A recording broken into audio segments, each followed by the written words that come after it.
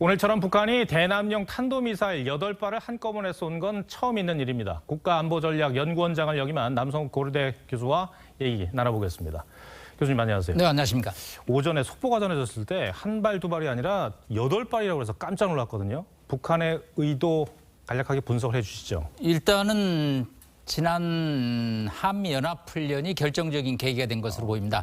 2017년 11월을 마지막으로 4년 7개월 만에 한미연합 작전 훈련이 있었는데 오키나와 근처에서 있었습니다. 도널드 레이건 핵추진 항공모함이 했고요. 우리 마라도함 등이 참여했습니다. 북한 입장에서는 핵추진 항공모함이 온 데 대해서 예민하게 이제 반응을 한 것으로 보이고요. 그동안에 금년에만 18차례, 윤석열 정부 들어서 3차례인데요. 동시다발적인 투발 능력을 보임으로써 한국 및 한미일 3국의 연합 방위 체제를 깨보겠다라는 이제 그런 의도로 보이고요. 이제는 또 중러가 유엔 안보리에서 미국과 대립각을 세우고 있기 때문에 아무리 추가 도발을 해도 제재가 가능하지 않고 있습니다. 네. 북한 입장에서는 코로나 400만 명 확산 상황에서 이런 동시다발적인 의도를 가지고 오늘 8발의 초유의 도발을 한 것으로 보입니다. 교수님께서 조금 전에 이제 한미 해군의 훈련 언급을 해주셨는데 북한의 이번 도발은 어떤 도발 시점도 계산을 한 것 같아요. 예, 어제 마쳤죠. 오키나와 근처에서. 네. 또 오늘 이제 한미일 북핵 대표를 맡았던 성김 대사가 이제 어제 회의를 마치고 오늘 이제 출국하는 날이죠. 북한은 또 강대강 부대에서도 당일날 대응하기보다는 꼭 뒤통수를 치는 다음 날 이제 도발을 함으로써 자신들의 요구를 관철시키는 능력을 갖고 있는데요. 북한 입장에서는 하여튼 초유의 4군데서 2발씩 쏘는 발사를 통해서 자신들의 도발 능력을 과시했다고 볼 수 있겠습니다. 보통은 미국을 겨냥한 ICBM 얘기를 많이 들었었는데 이번에는 우리 대한민국을 겨냥한 전술 무기를 쐈다고 해서 섬뜩한 느낌이 들었어요. 근데 동시다발적으로 이렇게 쏘게 되면 실제로 저희들이 대응하기가 어렵지 않습니까?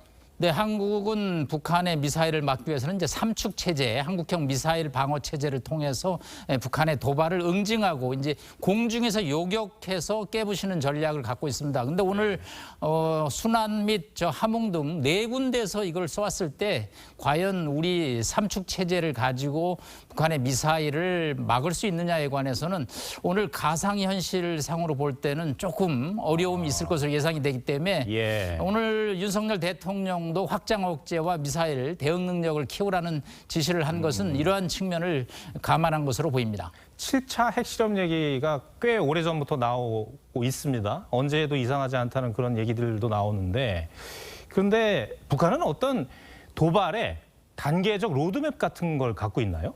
일단은 지금 북미 간의 협상이 교착 상태죠. 지난번에 바이든 대통령이 왔을 때 김정은에 대해서 어떻게 생각하냐고 그랬더니 헬로우하고 피어리드 할 말 없다라는 얘기죠. 북한이 먼저 변하고 비핵화를 나오면 미국이 협상을 하지만 그렇지 않다면 협상할 의사가 없다는 거죠.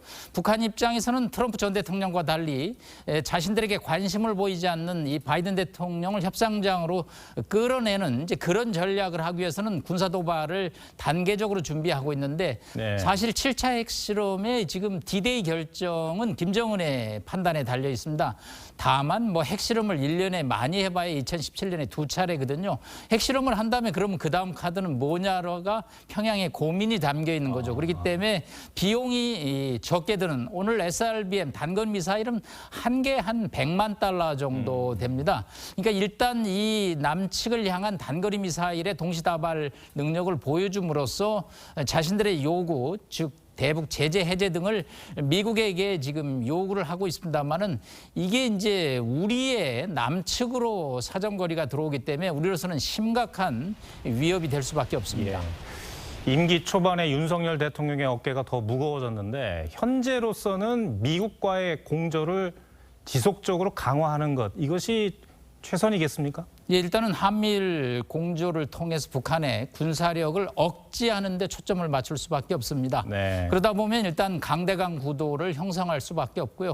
또 윤석열 정부는 지난 5년간의 문재인 정부와 다르다는 걸 북한에게 메시지를 보내야 되기 때문에 강대강 구도를 형성하는 것은 불가피합니다. 그리고 또 요격 능력의 구축도 필수군요. 다만 이제 이것만 갖고 이 한반도의 긴장이 고조되는 것을 막을 수 있겠느냐에 관해서는 또 윤석열 정부 입장에서는 외교 협상에 끈을 놓지 말아야 된다. 특히 유엔 안보리 제재가 무력화되어 있기 때문에 이제는 제재를 겁내지 않고 나오기 때문에 우리 박진 외교부 장관 입장에서는 중로를 통해서 북한의 도발을 자제시키는 능력, 또 남북 직접 대화에 물꼬를 트는 능력.